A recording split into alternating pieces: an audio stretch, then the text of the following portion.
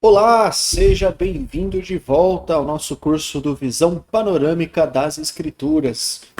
Nós estamos falando do período patriarcal e no bloco anterior nós falamos um pouco sobre a vida de Abraão, Isaac e Jacó, que são aí os patriarcas da nação de Israel. Então, o que nós vamos ver nesse bloco é como essa família, que é Jacó e os seus filhos, eles vão se transformar numa grande nação. Então a gente vai ver isso nesse bloco. E eu convido você a ir para o slide para a gente ver essa história. Então, olha lá. Então vamos ver como eles se transformaram numa grande nação e vamos ver também como eles foram parar no Egito, porque até então eles estavam morando ali na região de Canaã. Lembra que foi a terra que Deus havia guiado Abraão. Então Abraão, Isaac, Jacó e os seus descendentes, eles estavam morando nessa região de Canaã, mas agora eles vão ser forçados a sair e ir para o Egito. Como é que isso aconteceu? Vamos ver isso aqui na história de José, que é o filho de Jacó. Então, essa história está registrada lá em Gênesis, começando lá no capítulo 37. Depois você pode ler essa história com todos os detalhes, fazer suas anotações e ver as lições que você pode trazer para a sua vida. Então, lá no capítulo 37, é apresentado para nós José. Né? José era um dos filhos de Jacó. Lembra no bloco anterior, quando eu mostrei a árvore genealógica de Jacó, com todos os seus filhos que vão dar origem à nação de Israel? Então, José era um desses filhos. E o texto diz lá em Gênesis 37 que José era o filho preferido de Jacó. E mais uma vez, isso não é bom para um pai ter um filho preferido, porque isso causa ali divisão dentro da sua casa. E foi exatamente isso que aconteceu aqui na história. Então, nos é mostrado em Gênesis 37 que os seus irmãos tinham ódio dele. Né? Os seus irmãos não gostavam de José. Né? A ponto de José ter alguns sonhos. Então, no capítulo 37 diz que ele tem alguns sonhos. E nesses sonhos, os seus irmãos se ajoelham, ele sonha com as estrelas e o sol se ajoelhando perante ele, e mais do que isso, José contava para os seus irmãos o sonho, e isso trazia mais indignação deles, porque você vai ler lá no texto que os irmãos falavam assim: o que você quer dizer com esses sonhos? Você está querendo dizer que eu e todos nós vamos nos ajoelhar perante você? Então isso vai causando nos irmãos uma revolta, até certo dia que os irmãos estão ali pastoreando as ovelhas, José chega e os irmãos estão planejando como vão matá-lo. Olha que coisa louca isso. Mais uma vez, irmãos atentando contra a vida de irmãos. Né?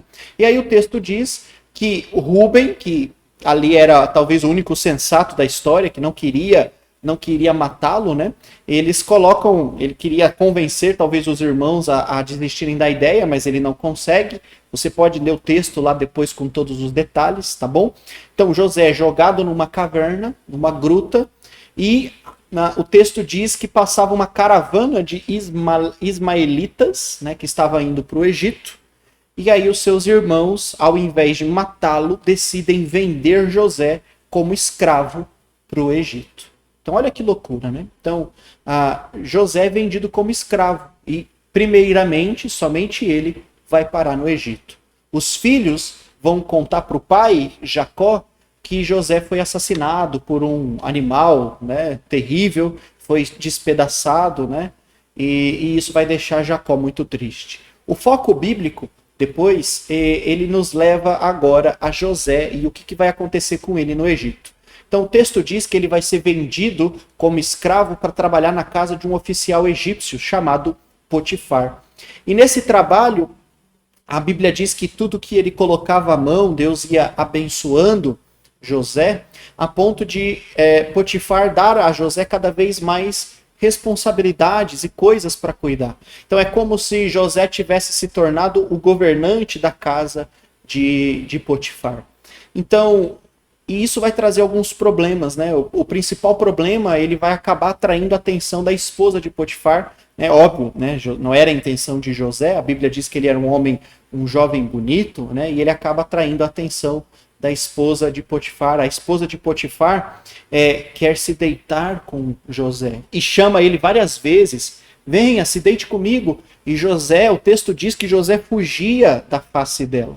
Isso está lá no capítulo 39. Então José, como um homem de Deus, como um homem que queria fazer a vontade de Deus, ele fugia da presença dela. E isso para nós é uma lição importante, né? A gente aprende com José que às vezes tem algumas circunstâncias da nossa vida que a gente tem que fugir.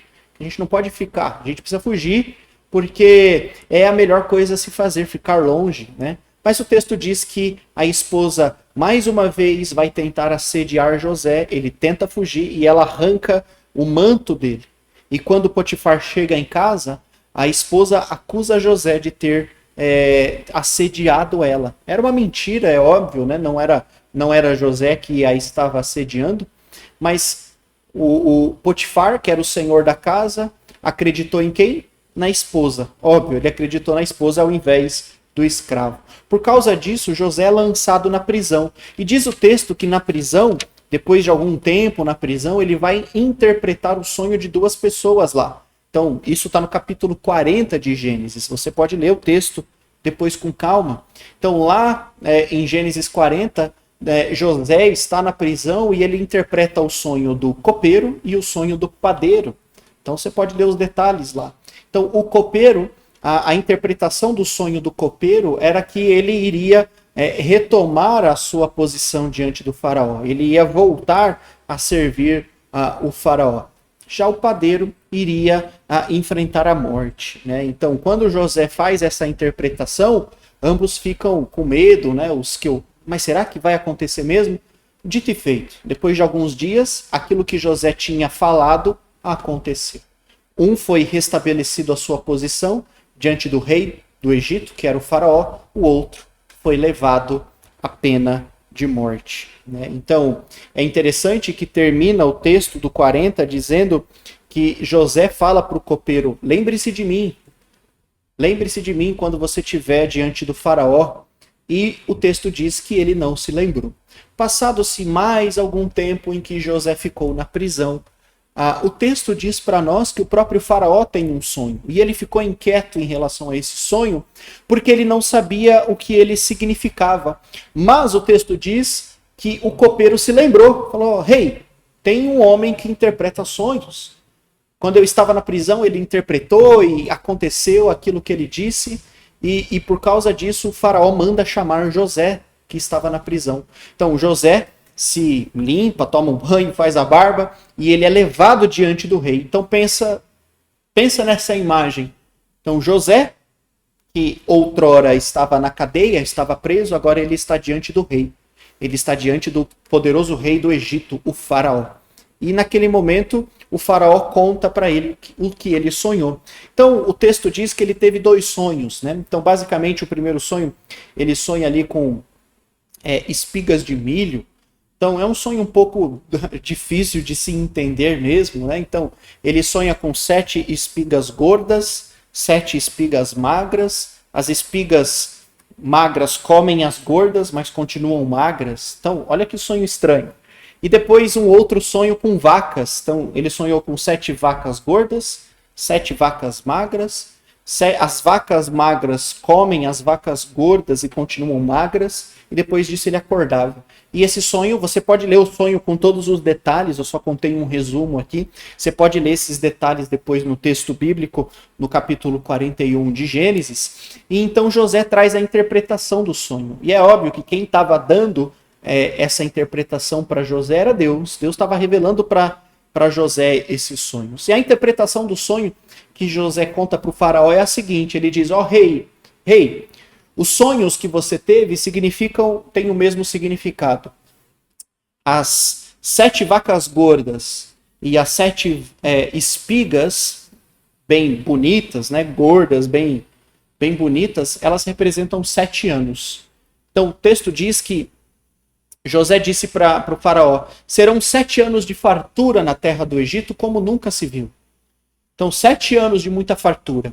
E as 7 vacas magras e as 7 espigas secas representam também 7 anos.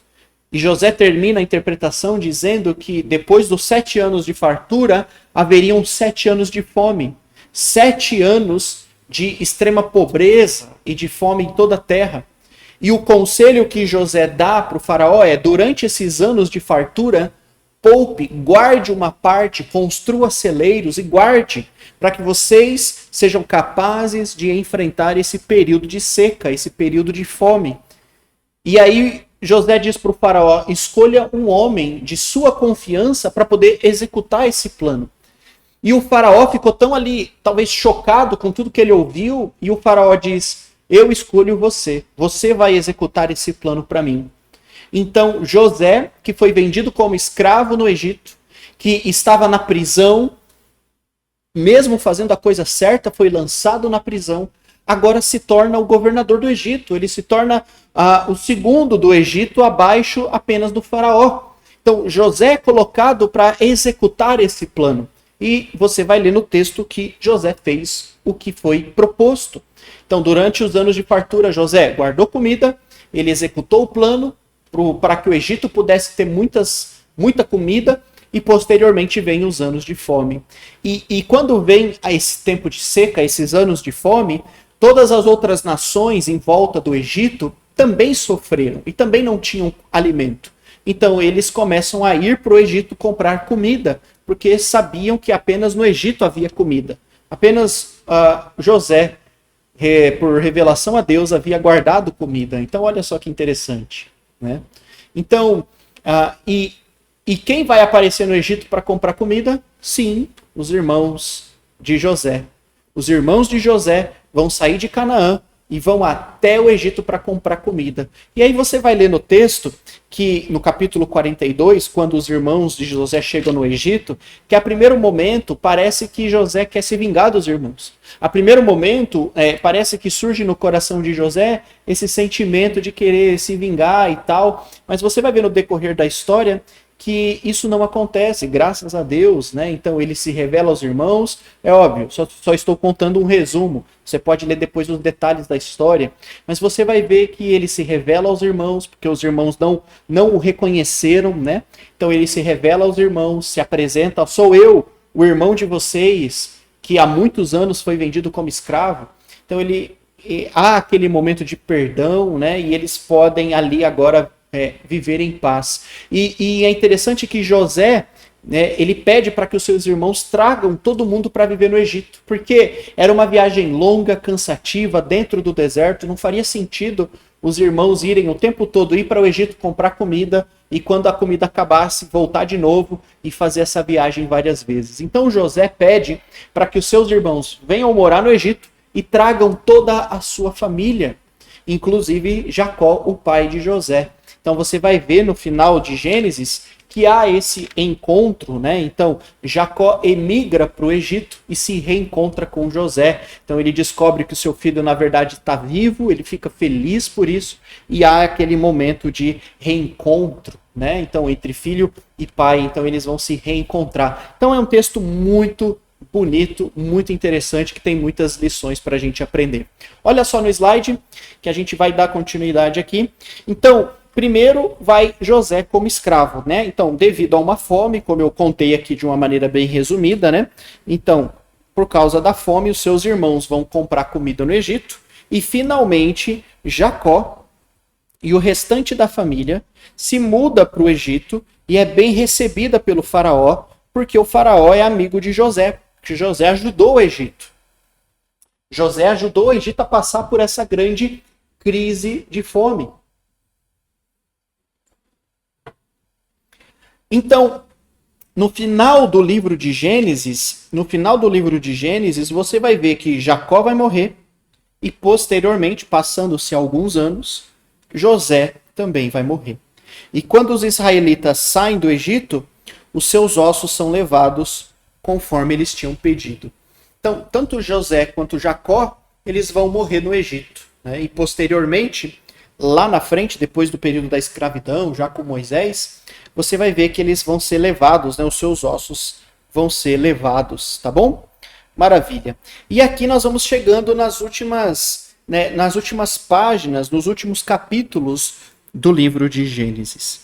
E isso é muito interessante, né? Porque o livro dos começos, né? O livro que mostra Gênesis, que mostra o início de tudo, que mostra a criação de Deus, termina assim, num caixão. Então, a última parte do livro de Gênesis é sobre a morte de José. Então, no capítulo 50 de Gênesis, verso 22, registra para nós a morte de José. E isso é um alerta para nós, porque isso é o pecado que está cobrando o seu salário. Né? De acordo com Romanos capítulo 6, versículo 23, o salário do pecado é a morte. Né? Então, um livro que começa com a criação termina num caixão, para mostrar para nós que o pecado cobra o seu preço, mas que Deus quer resolver esse problema. E nós estamos vendo como esse plano está sendo executado, tá bom? Maravilha. Pois bem, depois disso, começa o segundo livro da Bíblia. E o segundo livro da Bíblia é chamado Êxodo. E logo nos primeiros versículos do capítulo 1, ele mostra para nós que a família deles, a família de Jacó e de José, né, os seus descendentes, eles vão ser escravizados. Isso logo nos primeiros versículos do segundo livro da Bíblia. E explico por quê. Né?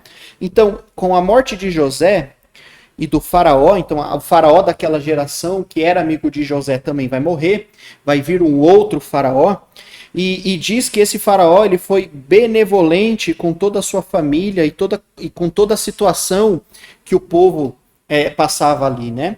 Mas quando vem um outro faraó, a situação do povo se complica, né?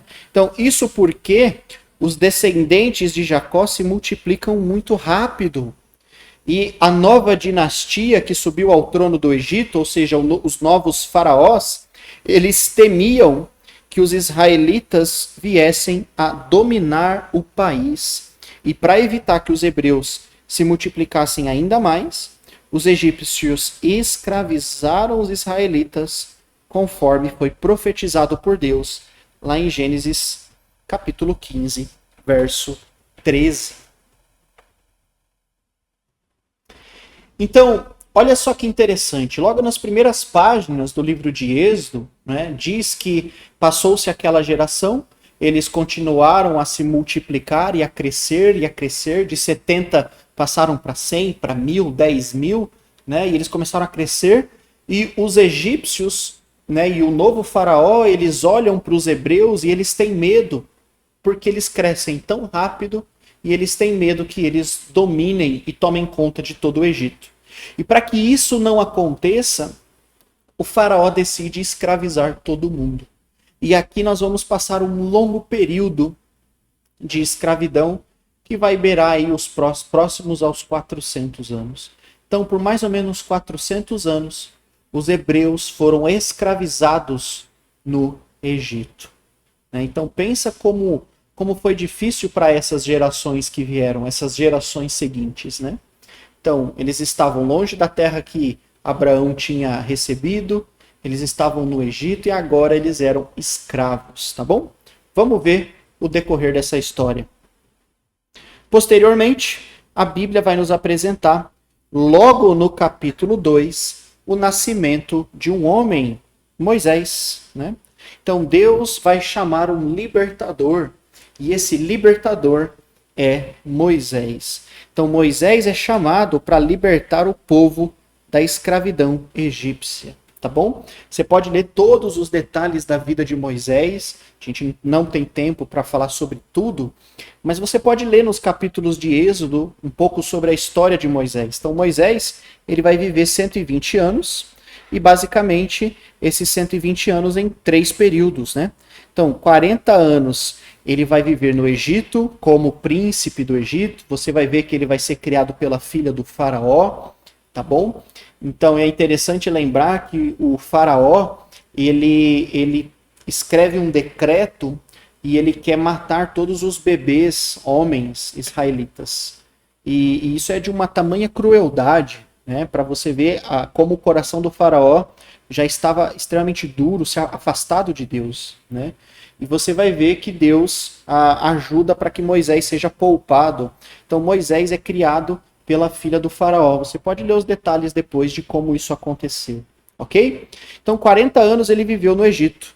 Depois ele foge, ele mata um egípcio, né? Então, diz o texto que ele vê 2 hebreus brigando, né? Na verdade, ele vê um egípcio maltratando um hebreu e ele mata esse egípcio.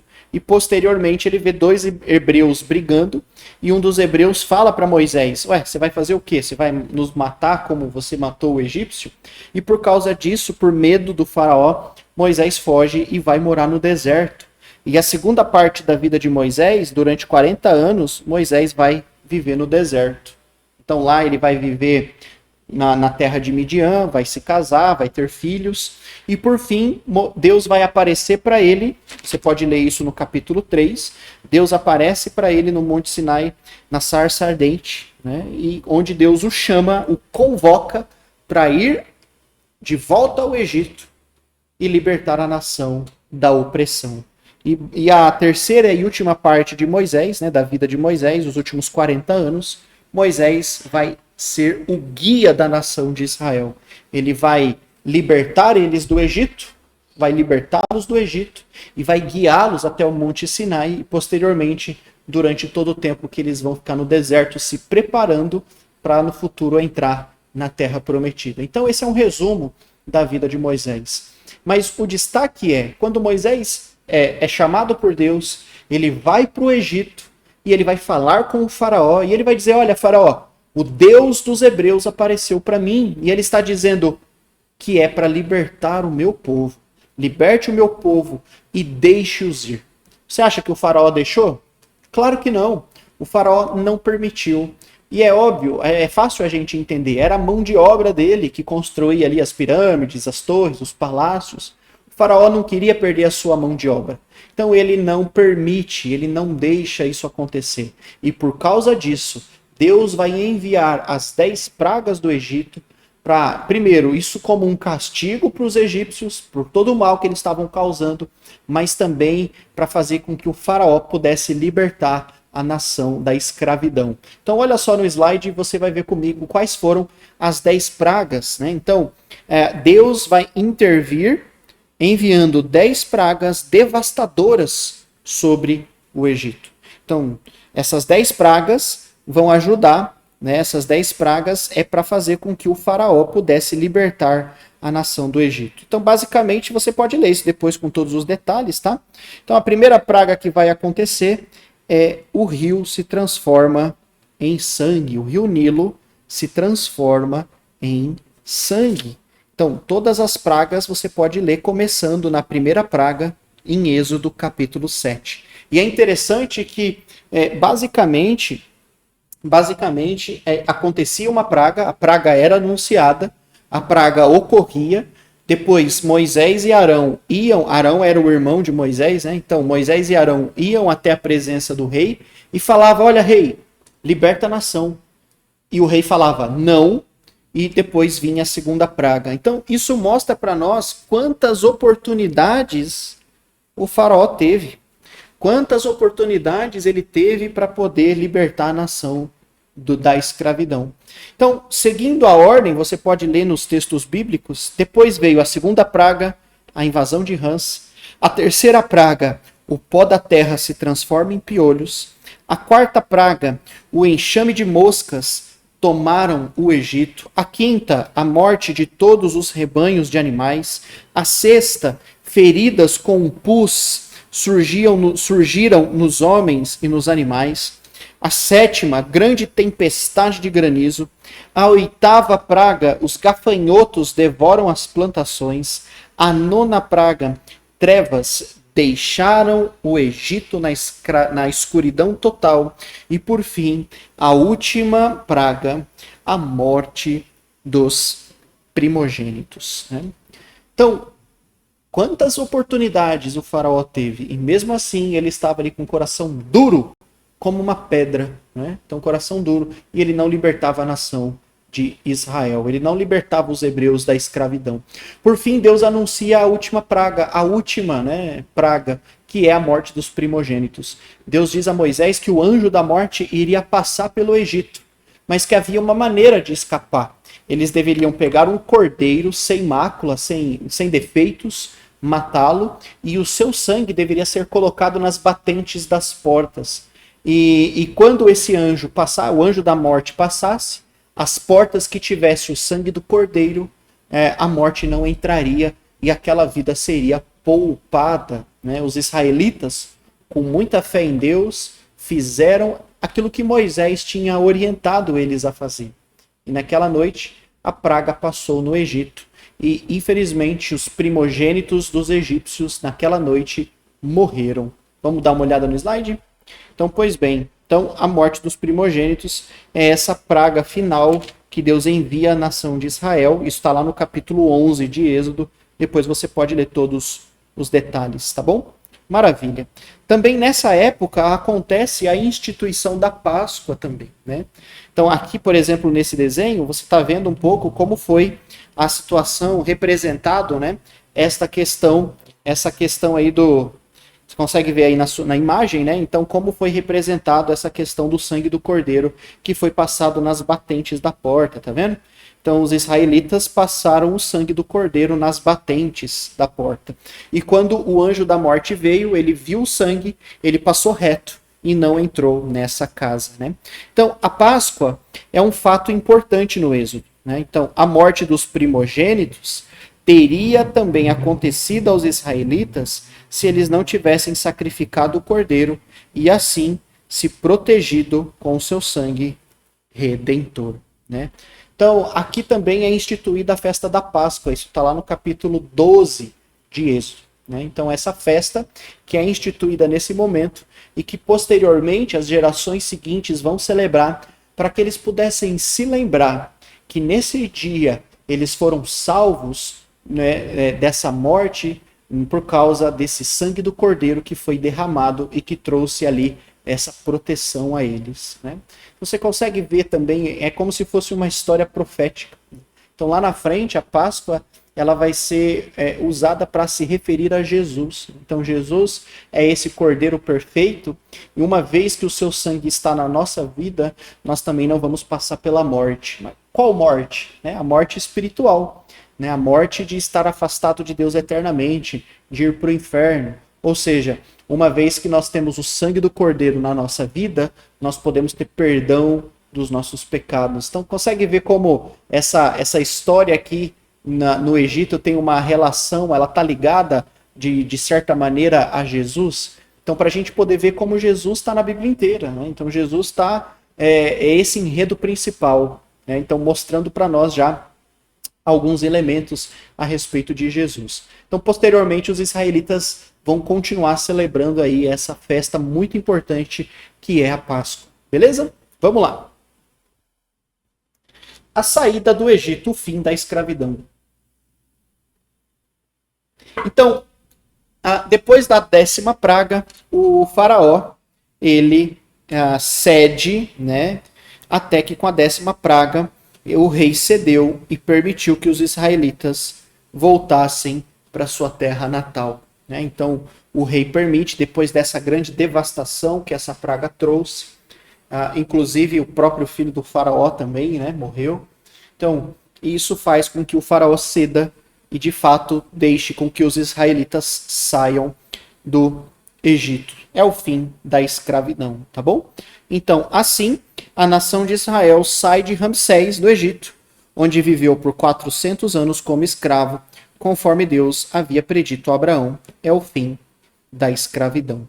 Então, a palavra Êxodo, que é o título do livro, significa exatamente isso, saída.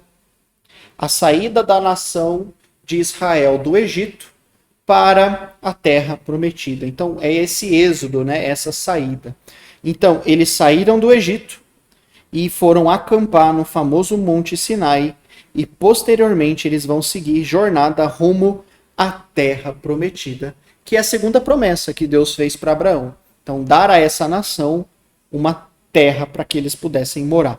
Tá bom? Agora, questão de números. Quantas pessoas saíram? Então, lembra que quando eles entraram no Egito, então, quando José traz a sua família para morar no Egito, eles eram em torno de 70 pessoas.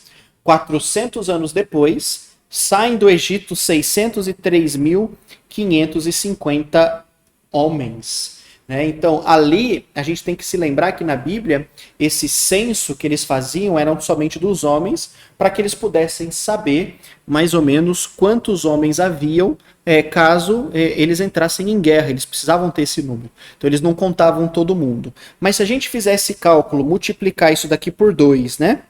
Por 2, que são as mulheres, e ainda somar as crianças, velhos e servos que eles tinham, então a gente consegue chegar, muitos estudiosos chegam mais ou menos a essa marca, né?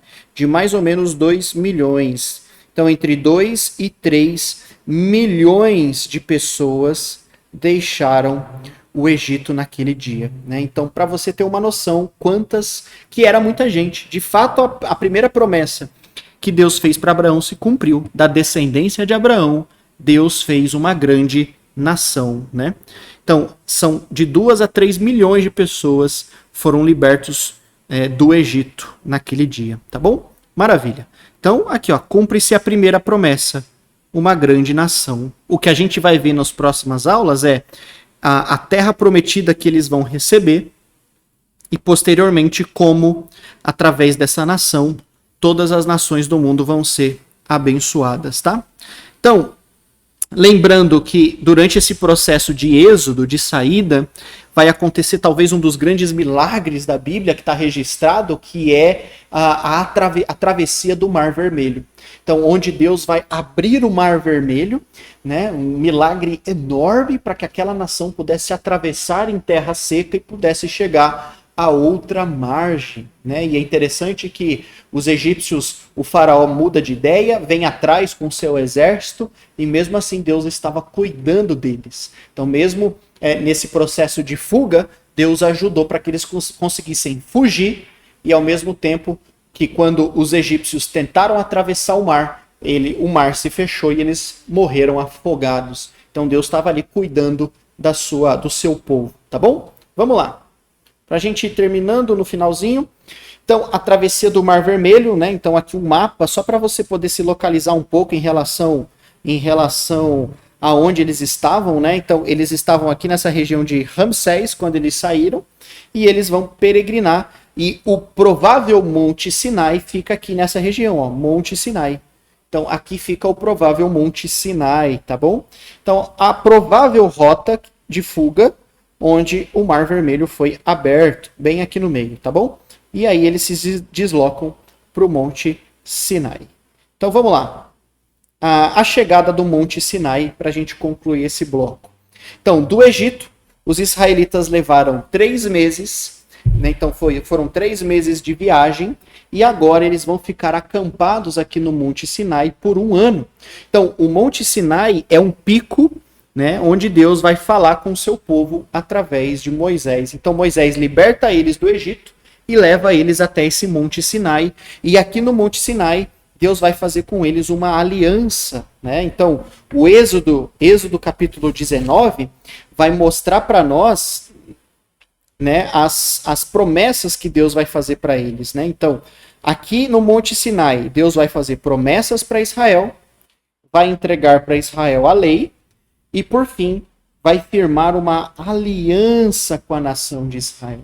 E eu peço bastante atenção para você nas próximas aulas, porque entender essa aliança que Deus vai fazer com a nação de Israel vai ajudar a gente a entender o restante da Bíblia e, principalmente, entender como era o cenário político e religioso quando Jesus entra em cena logo nos evangelhos, nas primeiras páginas do Novo Testamento. Então, nos próximos blocos, preste muita atenção em relação a isso, tá bom? Vamos lá no slide para a gente poder terminar?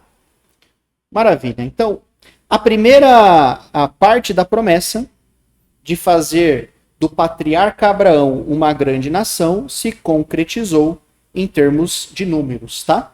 Mas, de fato e de verdade, os israelitas que saíram do Egito, eles vão se tornar uma nação quando eles firmarem uma aliança com Deus e quando eles receberem de Deus a lei, marcando o início do período mais longo das Escrituras, que é o período mosaico. Né? E por fim, quando eles formarem uma nação e quando eles receberem a lei, Deus vai levá-los para a terra prometida para cumprir a segunda promessa que fez para Abraão, que é a terra, né? Para que eles pudessem retomar para Canaã e pudessem habitar esse lugar de novo, tá bom? Maravilha. Então, só para você terminar aqui, o último slide, para você ver a genealogia de Jesus, onde nós estamos construindo juntos, né? Então, estamos concluindo aqui esse período que a gente chama de patriarcal, onde nós vimos a história de Abraão, nós vimos a história do filho da promessa, Isaac, a história de Jacó e, posteriormente, a formação dessa nação de Israel. Então, esse período patriarcal ajuda a gente a entender como poucas pessoas se transformaram numa grande nação. Então lembre-se disso, isso acontece com José, que foi para o Egito, posteriormente ele traz a sua família para morar com ele, e por fim, passam-se ali vários anos e eles vão se multiplicando. Eles se transformam em escravos no Egito, mas Deus chama um libertador, que é Moisés, que vai até o Egito e que liberta eles e traz eles até o Monte Sinai. Então, na próxima aula, nós vamos ver como foi essa aliança que Deus vai firmar com a nação aqui no Monte Sinai. A gente vai ver detalhes dessa lei e principalmente todas as instruções que Deus vai dar para ele, para que, enfim, eles se tornem uma nação com uma aliança e com uma lei, para que eles possam seguir rumo à segunda promessa que Deus fez a Abraão, que é ter a terra prometida. Tá bom? Então esperamos você na nossa próxima aula, no nosso próximo bloco, onde vamos falar um pouco sobre o período mosaico.